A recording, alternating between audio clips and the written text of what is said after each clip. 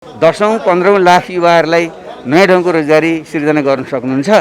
यो क्राइसिसको अवस्थालाई अझै पनि उहाँहरूले यसलाई ग्रहण गर्नु भएन भन्ने। निकै सन्तुलित, जनतालाई राहत दिने किसिमले, सृजनात्मक ढङ्गले प्रगतिशील, जनपक्षीय र समाजवाद उन्मुख बाटो पक्रिने गरी आयो। म खुसी छु। जनताको व्यवस्थापन गर्ने कुरा, रोजगारीको समस्या, त्यसपछि कृषि क्षेत्रलाई प्रोत्साहन दिने कुरा, आत्मनिर्भर अर्थतन्त्रतर्फ अग्रसर हुने कुरा। त्यो रेलको कुरा छ। अहिले रेलको कुरा किन चाहिएको छ? यो वर्ष नगरे हुँदैन भने त्यसमा पनि बजेट विनियोजन गरिएको छ। पानी जहाजको कुरा पनि फेरि गरिएको, त्यहाँ पनि आएको छ भने यस्ता कुरा। सामाजिक सुरक्षा भत्ताहरू यो बिचमा पनि सरकारले निरन्तरता दिएको छ। त्यसले विपन्न अथवा कमजोर आय स्थिति भएका नागरिकहरूप्रति राज्यको अपनत्व बोध वा राज्यको अभिभावकत्व प्रदान गर्ने कुरा निश्चित नै रूपमा देखिएको छ। यो सरकारले जसरी खर्च जुटाउने र जसरी खर्च गर्ने यो सङ्कल्प सोच बजेटमा राखेको छ। यो हेर्दै गर्दा अबको 2-3 महिनाभित्रमा कोरोना भाइरसबाट नेपाल पूर्ण रूपमा मुक्त रहन्छ, अछुतो रहन्छ, यसबाट हामी कहीँ पनि प्रभावित हुँदैनौँ भन्ने कुराको सम्पूर्ण रूपमा उहाँहरूलाई ज्ञान भएको, आत्मविश्वास भएको पाएँ मैले चाहिँ। केही ठाउँहरूमा उहाँले भन्नुभए तापनि पुनरुत्थानको के प्याकेज आएको भए तापनि हामीले मन्त्रालयगत विवरण हामीले हेऱ्यौँ, खर्च जुटाउने तरिकाहरू हेऱ्यौँ भनेदेखि भने चाहिँ यो सिङ्गो वर्ष यसबाट प्रभावित हुने यी सबै कुराहरूबाट जसरी यसको प्रभाव नहुने गरिकन सोचाइ बनाउनु भएको छ। यो क्राइसिसको अवस्थालाई अझै पनि उहाँहरूले यसलाई ग्रहण गर्नु भएन भन्ने मलाई मेरो चाहिँ प्रारम्भिक टिप्पणी चाहिँ एकदम सामान्य अवस्थामा सबै कुरा नर्मल भएको जस्तो सबै क्षेत्रमा उहाँहरूले छुटाउनु भएको कार्यक्रम प्राथमिकता सबै हेऱ्यो भने यस्तो रहेको पाएँ मैले। समग्रमा आज बजेट कोरोना महामारीको यो विषम परिस्थितिमा पनि निकै सन्तुलित, जनतालाई राहत दिने किसिमले, सृजनात्मक ढङ्गले प्रगतिशील, जनपक्षीय र समाजवाद उन्मुख बाटो पक्रिने गरी आयो। म खुसी छु। यो बजेटले जनताका सबै समुदाय, अझ त्यसमा पनि मुख्यतः निम्न वर्गका जनतालाई सम्बोधन गर्ने, राहत दिने जो प्रयास गरेको छ त्यो सराहनीय छ। स्रोत जुटाउने बारेमा पनि त्यहाँ प्रष्टै राखिएको छ। एउटा कुरा के हो भने अहिलेको परिस्थिति त जटिल छँदैछ, तैपनि आन्तरिक र बाह्य ऋण सहयोग र राजस्वको जो अनुमान गरिएको छ त्यो वस्तुवादी नै छ र त्यसबाट त्यो समस्या समाधान हुन्छ भन्ने नै मैले देख्छु। धन्यवाद भन्ने कुरा सिद्धान्त त ठिक छन्। जस्तै अहिले हामीले कोरोनाको महामारीबाट जुन जीवज्यानको खतरामाथि सबभन्दा ठुलो प्रश्न छ, त्यसैले स्वास्थ्य क्षेत्रमा, उपचारको क्षेत्रमा प्राथमिकता दिने कुरा, तत्काल चाहिँ व्यवसायीहरूलाई र रोजगारविहीन भएकालाई राहत दिने कुरा, कृषि क्षेत्रमा, शिक्षा क्षेत्रमा जोड दिने कुरा सिद्धान्तमा त ठिकै भनेको छ, तर व्यवहारमा गर्दा मैले हेर्नुभयो भने त्यो चाहिँ देखा पर्दैन। किन मैले गत वर्षको बजेट विनियोजन र यो वर्षको पनि मैले सँगै लिएर हिँडेको थिएँ। त्यो मैले दाँजेर हेर्दा म देख्छु भने कैयौँ कुरा, जम्मै धेरै सो कुरा दोहोरिएको छ। जब तपाईँको समग्र बजेट पोहोरको अहिले दाँजेर हेर्नुभयो भने टोटल बजेट 58 अर्बले घटेको छ। त्यसमध्येमा पनि राजस्वको अनुमान नै 1 खर्ब कम हुन्छ भन्ने छ। हुनसक्छ अझ त्योभन्दा पनि कम होस्। यस्तो अवस्थामा त्यो न्यून बजेटलाई विशेष क्षेत्रमा फोकस गरेर ल्याउनु पर्थ्यो। जस्तै स्वास्थ्य क्षेत्रमा तपाईँले फोकस गर्ने हो भने पोहोर साल 68 अर्ब विनियोजन गरिएको थियो। अहिले यति ठुलो सङ्कट छ, हामीले थुप्रै तत्कालै यो कति महिना अगाडि बढ्छ भन्ने टुङ्गो छैन। उपचारको निम्ति, स्वास्थ्य सम्बन्धी उपकरणको निम्ति र जुन नयाँ प्रयोगशालाहरू, परीक्षणहरूको निम्ति जुन कुरा भनिएको छ त्यसको निम्ति बजेट त कमसेकम डबल हुनु पर्थ्यो। 68 अर्बको सट्टा अहिले 90 अर्ब मात्रै आएको छ भने जम्मा तपाईँले 22 अर्ब रुपियाँबाट यति ठुलो कोरोनाको सङ्कटको स्वास्थ्य उपचार गर्छु भन्नु त हास्यास्पद कुरा हो। त्यसैले त्यो असम्भव देख्छु म, फोकस पुगेन। त्यसरी अर्को कुरा, 10औं लाख नेपालीहरू विदेशबाट रोजगारी गुमाएर फर्काँदैछन्। तिनीहरू धेरै जसो ग्रामीण क्षेत्रमा जान्छन्। र हामी सबैले भनेका थियौँ रोजगारी सिर्जना गर्नुको निम्ति कृषि क्षेत्रको रूपान्तरण मुख्य बन्नुपर्छ भनिएको थियो। त्यसो भने त त्यो कार्यक्रम त्यही ढङ्गले आउनु पर्थ्यो, बजेट पनि त्यही ढङ्गले विनियोजन हुनु पर्थ्यो। र पोहोर साल कृषिको बजेट 34 अर्ब थियो, अहिले 41 अर्ब छ भने 7 अर्ब मात्रै कृषिमा लगानी गरेर 10-15 लाख युवाहरूलाई नयाँ ढङ्गको रोजगारी सिर्जना गर्न सक्नुहुन्न। त्यसले शिक्षाको हेर्नुभयो भने करिब त्यस्तै छ। त्यसले मेरो सार के भन्न खोजेको हो भने यो एउटा निरन्तरतामा आयो, यसले समस्याको समाधान गर्दैन। जहाँसम्म यो राहतका कुरा, सामाजिक सुरक्षाका कुरा छन्, त्यो पनि कनिका छरिएर आयो। जबकि हाम्रो जो गरिबको रेखामुनि भएका मानिसहरू अहिले करिब 16.7% भनिएको छ, करिब 10% गरिबीको रेखामुनिको मान्छे बढ्छ भन्ने अनुमान छ। त्यसो भने तिनीहरूको चाहिँ एउटा चाहिँ देशव्यापी रूपमा मापन गरेर एकीकृत ढङ्गले ल्याउनु पर्थ्यो, त्यो ल्याइएको छैन। त्यसैले मैले यसलाई समाधान गर्छ जस्तो मलाई लाग्दैन।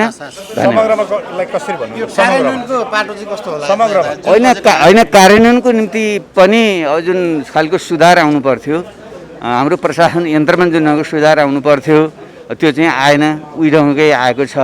र खास गरी अरू साना साना झिना मसिना निरन्तरताको जुन योजनाहरू छन् वर्षौँदेखिका, जो अहिलेसम्म पुरा भएका छैन, तिनलाई किन निरन्तरण सर्नु पर्थ्यो प्रत्येक क्षेत्रमा। जस्तै उदाहरणको निम्ति म दिन्छु, रेलको कुरा छ। अहिले रेलको कुरा किन चाहिएको छ? यो वर्ष नगरे हुँदैन भने त्यसमा पनि बजेट विनियोजन गरिएको छ। पानी जहाजको कुरा पनि फेरि गरिएको, त्यहाँ पनि आएको छ भने यस्ता कुराले चाहिँ कनिका छरिने तरिकाले अहिलेको सङ्कटको समाधान हुँदैन, आगामी दिनमा गम्भीर हुने म देख्दैछु। समग्रमा यसलाई कस्तो भन्नुहुन्छ? समग्रमा होइन, उयो पुरानै निरन्तरतामा आयो। अहिलेको सङ्कट समाधान गर्ने ढङ्गले, विशिष्ट ढङ्गले जुन आउनु पर्थ्यो, विशिष्ट प्रकृतिको समस्याको निम्ति विशिष्ट प्रकृतिको समाधान आएन। एउटा ठुलो क्यान्सरको रोगलाई फेरि सामान्य झारफुक जस्तै आयो भन्ने मलाई लाग्छ। चाहिँ अर्थमन्त्रीजीले गर्नुभएको छ, तर रेस्टुरेन्ट हुँदा हुने पनि उहाँसँग अर्को बाटो थिएन। बाटो किन थिएन भन्दाखेरि अहिले कोरोनाको कहरबाट मुलुक बाहिर निस्कँदाखेरि केही खर्च, चालु खर्च कोरोनाबाट जनतालाई जोगाउनु हुने नै थियो। त्यसले गर्दाखेरि चालु खर्चमा 35%, अहिलेको संशोधित अनुमानभन्दा अर्को वर्षको चालु खर्च 35% वृद्धि हुन्छ। त्यो मूलतः मलाई लाग्छ वृद्धि कोरोनाको प्रभावबाट भएको कारणले नै हो। तर त्यसले अर्को सँगै जोड्थ्यो के भन्दा घटाउन सक्नु पर्थ्यो नि त। उहाँले भन्नुभयो सार्वजनिक खर्च पुनरावलोकन आयोगको प्रतिवेदन अनुसार हामीले यो गर्दैछौँ, त उहाँको अक्षरमा भने अङ्कमा त्यो चिज रिफ्लेक्सन भए देखिएन, एउटा चिन्ताको विषय। दोस्रो, राजस्वको अनुमानमा संशोधितभन्दा 22%ले बढाउने भन्नुभएको छ। अर्थतन्त्रको आकार बढ्नेवाला छैन। अर्थतन्त्रको आकार नबढेपछि 22%ले 2.3ले के अरे ग्रोथ हुन्छ भनेर भनेको अर्थतन्त्र, त्यो पनि होला नहोला अहिलेसम्म भन्नु सकिन्न। तपाईँ हामी सबैले एउटा कुरा ध्यानमा के राख्नु भन्दाखेरि मिड अप्रिलमा विश्व स्वास्थ्य सङ्गठनले नेपालमा 1500देखि 10,000 कोरोना सङ्क्रमित हुने अनुमान छ भनेर बेस्ट केस र वर्स्ट केस गरेको थियो। अब हामी बेस्ट केसतिर भन्दा माथितिर जाने अवस्था भएपछि हाम्रो के भन्दाखेरि स्वास्थ्यको क्षेत्रको खर्च, अनि त्यस्तै के भन्दाखेरि अर्थतन्त्रलाई तङ्ग्राउनलाई गर्नुपर्ने खर्च, राहत पुनरुद्धारका लागि गर्नुपर्ने खर्च असाध्यै ठुलो हुन्छ नि, होइन? अब त्यसले गर्दाखेरि अर्थतन्त्र ठुलो हुन्न, त्यो पनि प्रश्न छ। अस्ति भर्खर पनि आर्थिक सर्वेक्षण तपाईँहरू सबैले हेर्नुभयो, 8 महिनामा कोरोनाको कहरमा देश पसिसकेका थिएन, तर पनि 8 महिनामा अर्थतन्त्र राम्रो अवस्था थिएन, अर्थतन्त्र कठिनाइको अवस्थामा थियो। राजस्वको वृद्धि दर त्यतिखेर पनि 13 पनि पुगेको थिएन, अझ के अरे 9-10मा थियो। अब अहिले आएर त उहाँको संसदीय अनुमान त्यसले गर्दाखेरि सानो बनाउनु नै पर्नेछ। त्यो हुँदाखेरि 22%ले वृद्धि गर्छु भन्नुभएको छ, त्यो मलाई रियलिस्टिक लाग्दैन। दोस्रो कुरा, तेस्रो कुरा, अब जति वित्तीय व्यवस्थाको लागि गर्नुपर्ने त्यो पैसा जाँदैन, त्यो पैसा त लाग्छ खर्च भन्ने बित्तिकै राजस्व अलिकति उठ्न सक्ने सम्भावना देखिन्न। रेस्टुरेन्ट देखिए पनि चालु खर्च हुन्छ नै। अब यसको मारमा के पर्यो भन्दाखेरि दुईवटा ठाउँ। अब उहाँले असाध्यै ठुलो अङ्कमा भन्नुहोस् वैदेशिक अनुदान पनि निकै उठाउँछु भन्नुभएको छ। वैदेशिक अनुदान भन्दा पनि वैदेशिक ऋण घटाउनुहोस्। अघिल्लो वर्ष पनि झन्डै 3 अरबको कुरा गर्नुभएको थियो, अहिले पनि आएर 3 अरबको गर्नुहुन्छ। अहिले यो वर्षको संशोधित चाहिँ 1.21 छ। 1.21बाट वैदेशिक ऋण 3 अरबमा पुर्याउने भनेको त यो कल्पनाभन्दा बाहिरको भन्दाखेरि के जति छ त्यसलाई के भन्दाखेरि 150%ले वृद्धि गर्छु भन्ने खालको कुरा। 150%ले वैदेशिक ऋण वृद्धि हुँदैन, त्यो कुरा प्रश्न छ। त्यसले अब कहाँ पर्यो त प्रभाव भन्दाखेरि पैसा पुग्दैन। पैसा नपुगेपछि आन्तरिक ऋण बढाउनु पऱ्यो। आन्तरिक ऋण उठाउन सक्ने क्षमता कम हुन्छ नै, त्यतिका पोहोर साल जति नै उठाउन सकिन्न। अनि आन्तरिक ऋण बढ्यो भने कसलाई सबभन्दा मार पर्छ भने आज दुःख पाएको उद्योग व्यवसायलाई फेरि त्यहाँ प्रतिस्पर्धा गर्नुपर्ने हुन्छ खर्चका लागि। त्यसैले उनीहरूलाई तङ्ग्रिने बाटो निजी क्षेत्रलाई सरकारले पनि धेरै ठुलो रिलिफ प्रदान गर्न नसक्ने, उनीहरूलाई तङ्ग्रिने बाटो पनि नहुने अर्को चिन्ता त्यो भयो। त्यसपछि यता फर्केर आउनुहोस्, अब पुँजीगत खर्च 3.5 खर्ब राख्नु भएको छ, तर यो सबै पैसा नपुगेपछि मार कहाँ पऱ्यो त? पुँजीगत खर्चमा पऱ्यो। पुँजीगत खर्चमा मार पर्ने बित्तिकै अनि यत्रो बजेट बनाउनु पर्ने के जरुरत हो त? त्यसैले मैले सुरुको दिनदेखि भने सुरुमा बजेटमा धेरै ठुलो कुरा नगरिकन मध्यमकालीन खर्च संरचनामा हामीले 3 वर्ष जे भनेका छौँ त्यो प्राथमिकता त्योभित्रको रहन्छौँ। त त्योभन्दा पहिले बाँकी कोरोनाको प्रभावबाट भएको अर्थतन्त्रलाई जोगाउने कामका लागि के गर्न सकिन्छ, राहत पुनरुद्धारको काम के गर्न सकिन्छ। अनि कोरोनाको इम्प्याक्ट सबै हेरिसकेपछि आउने आर्थिक वर्ष सुरु भएपछि साउनको महिनापछि एउटा सङ्कल्प प्रस्ताव पास गरौँ, सारा दुनियाँलाई सन्देश दिउँ कि नेपालका दलहरू एक ठाउँमा बसेका छन् भन्ने सन्देश दिउँ। त्यो सन्देशपछि बाहिरबाट पनि हामीले स्रोत साधन जुटाउन सक्ने, यहाँको पनि कठिनाइ कति छ हेरिसकेपछि अनि साउनको अन्तिमतिर अथवा जेवाला कोरोनाको जसरी हामीले मारमा पर्नुपर्छ त्यसलाई ध्यानमा राखिकन अनि पूरक अनुमान लिएर आउनुहोस् भनेको थिएँ मैले।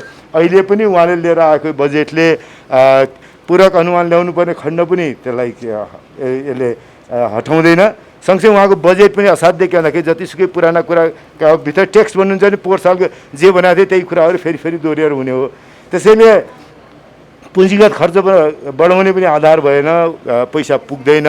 त्यसै नयाँ सपना भने अहिलेको बेलामा मैले के भन्दाखेरि यति अप्ठ्यारो अवस्थामा एकदम नयाँ गजब सपना देखेर ठुलो भ्यू टावर बनाउनु सक्छ, अग्लो बनाउँछ, 5वटा भ्यू टावर बनाउनुहोस् भन्ने खोजाएन।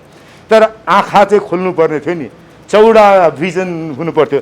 समस्या छ, समस्यामा हामी छौँ, तर समस्याबाट निस्किँदाखेरि हामी यो बाटोबाट निस्किन्छौँ भन्दाखेरि भन्न सक्नु पर्थ्यो। जब कठिनाइ हुन्छ, मैले यहाँ पनि पहिले बोलेँ र अहिले पनि तपाईँहरूको अगाडि भन्छु, अप्ठ्यारो परेपछि गर्न सकिने अवस्था नहुँदाखेरि देशले दुःख पाएको अवस्थामा देशले भन्दा सारा दुनियाँले झन्डै 100 वर्ष पछाडि यत्रो ठुलो क्राइसिस बेहोर्दाखेरि अर्थतन्त्रमा मात्रै होइन स्वास्थ्य क्षेत्र र आम नागरिकले क्राइसिस बेहोर्या बेला इमान्दार भएर सरकारले भन्नुपर्थ्यो कि गर्न सकिएन।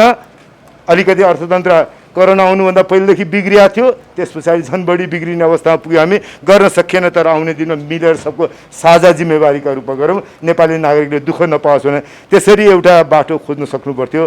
त्यो भएको भए एउटा के भन्छ राष्ट्रिय अठोट कोमा हामी सबै निस्कन सक्थ्यौँ।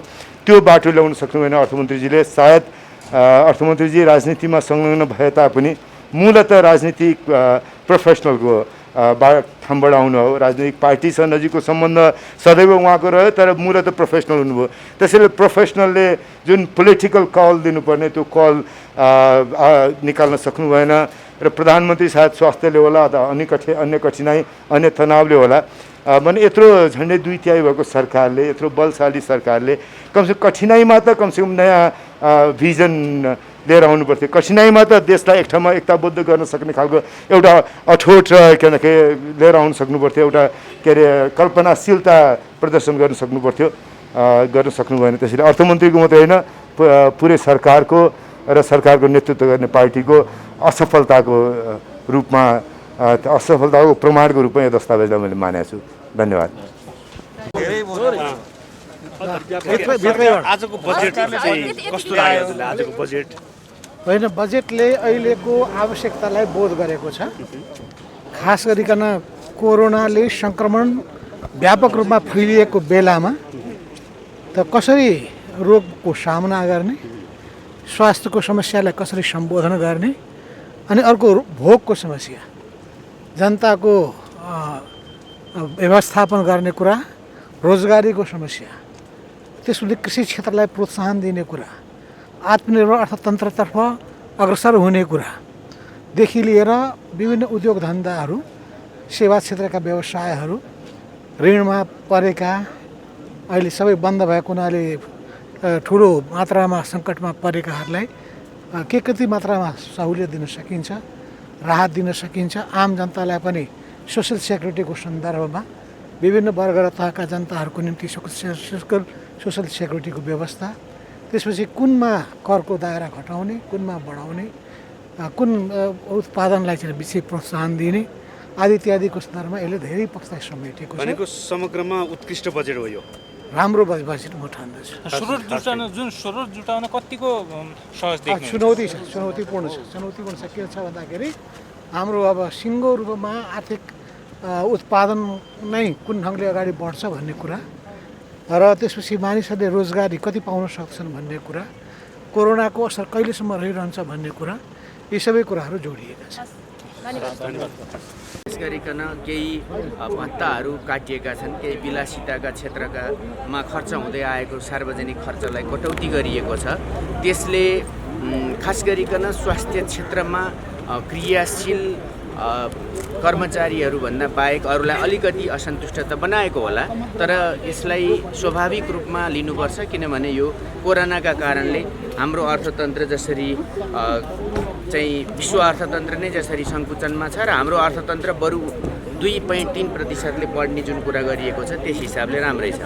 सन्तुष्टिको कुरा गर्दाखेरि सबैभन्दा बढ्ता नेपालमा भइरहेको खर्च खास गरिकन खाद्यान्नको खर्च हो र केही वस्तुहरू आयातको कुरा हो र पेट्रोलियम पदार्थहरूको आयातको कुराले हाम्रो धेरै पैसा खर्च भइरहेको छ। अर्थात् विदेशी मुद्राको हाम्रो सबैभन्दा बढ्ता खर्च त्यहाँनिर भएको छ।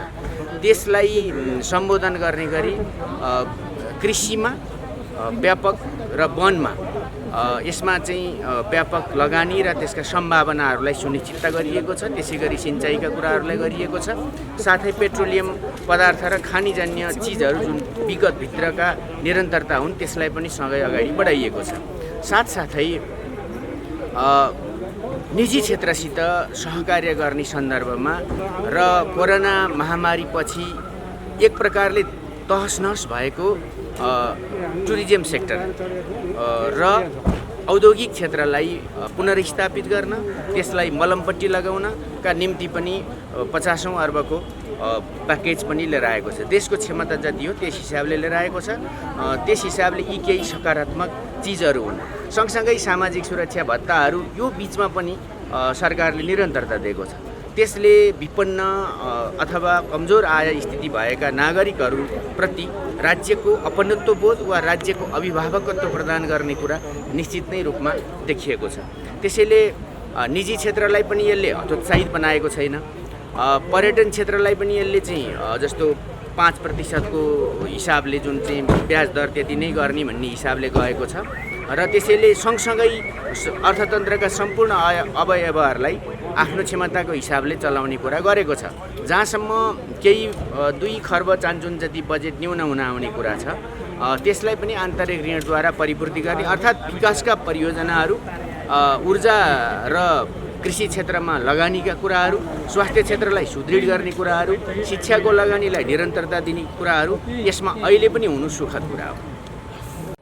निकै सन्तुलित, जनतालाई राहत दिने किसिमले सृजनात्मक ढङ्गले प्रगतिशील, जनपक्षीय र समाजवाद उन्मुख बाटो पक्रिने गरी आयो। म खुसी छु। यो बजेटले जनताका सबै समुदाय, अझ त्यसमा पनि मुख्यतः निम्न वर्गका जनतालाई सम्बोधन गर्ने, राहत दिने जो प्रयास गरेको छ त्यो सराहनीय। जुन स्रोत चाहिँ कसरी जुटाउने, जब स्रोत जुटाउने बारेमा पनि त्यहाँ प्रष्टै राखिएको छ। एउटा कुरा के हो भने अहिलेको परिस्थिति त जटिल छँदैछ, तैपनि आन्तरिक र बाह्य ऋण सहयोग र राजस्वको जो अनुमान गरिएको छ त्यो वस्तुवादी नै छ र त्यसबाट त्यो समस्या समाधान हुन्छ भन्ने नै मैले देख्छु। धन्यवाद। वैदेशिक रोजगारबाट फर्किने ठुलो सङ्ख्या छ। तिनीहरूका निमित्त यो गर्छु भनेर यो बजेटले भन्न सकेको छ र कोभिड-19 को जुन सङ्क्रमण छ यो भयावह रूप लिने स्थितिमा गइराखेको छ। त्यसका तर्फ पनि यसलाई गम्भीरताका साथ चाहिँ यो बजेटले दृष्टि पुऱ्याएको देखेका छैन र यो बजेटबाट साना मझौला उद्यमीहरू, पर्यटन व्यवसायीहरू र निजी क्षेत्रलाई पनि उत्साहित गर्ने किसिमको कुनै ठोस योजना परम्परागत छ र चाहिँ के छ भन्दाखेरि यसपालि अब कोरोनालाई सामना गर्नका लागि केही बजेट देखाएको भए तापनि त्यो चाहिँ त्यसले चाहिँ के हो भने जनशक्तिको या चाहिँ ह्युमन रिसोर्सेसको अभावलाई इक्विपमेन्टलाई मेडिसिनलाई र चाहिँ के छ भन्दाखेरि संरक्षणलाई त्यो अत्यन्त अपर्याप्त छ। अहिले पनि देखाएकोले पूर्ण रूपले परिचालन गर्न सक्दैन। केही त अगाडि आउला, तर जुन चुनौती छ र जुन अवस्था हाम्रो स्वास्थ्य संस्थाहरूको छ यसले त्यसलाई त्यो चुनौतीलाई सामना गरेर जनतालाई सेवा पुर्याउनेका लागि चाहिँ यो पर्याप्त छ। व्यक्तिगत खर्च बढाउने पनि आधार भएन, पैसा पुग्दैन। त्यो नयाँ सपना भने अहिलेको बेलामा मैले के देखेँ, यति अप्ठ्यारो अवस्था एकदम नयाँ गजब सपना देखेर ठुलो भ्यू टावर बनाउनु सक्छ, अग्लो बनाउँछ, 5वटा भ्यू टावर बनाउँछ भन्ने खोजायो। तर आँखा चाहिँ खोल्नुपर्ने थियो नि, चौडा भिजन हुनु पर्थ्यो। समस्या छ, समस्यामा हामी छौँ, तर समस्याबाट निस्किँदाखेरि हामी यो बाटोबाट निस्किन्छौँ भन्दाखेरि भन्न सक्नु पर्थ्यो। जब कठिनाइ हुन्छ, मैले यहाँ पनि पहिले बोलेँ र अहिले पनि तपाईँको अगाडि भन्छु, अप्ठ्यारो परेपछि गर्न सकिने अवस्था नहुँदाखेरि, देशले दुःख पाएको अवस्थामा, देशले भन्दा सारा दुनियाँले झन्डै 100 वर्ष पछाडि यत्रो ठुलो क्राइसिस बेहोर्दाखेरि, अर्थतन्त्रमा मात्रै होइन स्वास्थ्य क्षेत्र र आम नागरिकले क्राइसिस बेहोरेको बेला इमान्दार भएर सरकारले भन्नुपर्थ्यो कि गर्न सकिएन। अलिकति अर्थतन्त्र कोरोना आउनुभन्दा पहिलेदेखि बिग्रिएको थियो, त्यस पछाडि झन् बढी बिग्रिने अवस्थामा पुग्यो। हामी गर्न सकिएन, तर आउने दिनमा मिलेर सबको साझा जिम्मेवारीका रूपमा गरौँ, नेपाली नागरिकले दुःख नपाओस् भने त्यसरी एउटा बाटो खोज्नु सक्नु पर्थ्यो।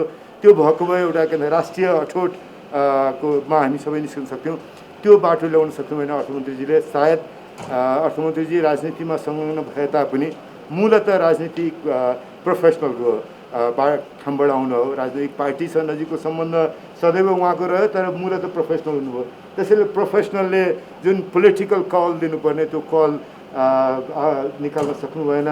र प्रधानमन्त्री सायद स्वास्थ्यले होला अथवा अन्य कठिनाइ, अन्य तनावले होला भने यत्रो झन्डै 2/3 भएको सरकारले, यत्रो बलशाली सरकारले कमसेकम कठिनाइमा त कमसेकम नयाँ भिजन लिएर आउनु पर्थ्यो। कठिनाइमा त देशलाई एक ठाउँमा एकताबद्ध गर्न सक्ने खालको एउटा अठोट के लिएर आउनु सक्नु पर्थ्यो। एउटा के अरे कल्पनाशीलता प्रदर्शन गर्न सक्नु पर्थ्यो, गर्न सक्नु भएन। त्यसैले अर्थमन्त्रीको मात्रै होइन, पुरै सरकारको र सरकारको नेतृत्व गर्ने पार्टीको असफलताको रूपमा, असफलताको प्रमाणको रूपमा यो दस्तावेजलाई मैले मानेको छु। धन्यवाद।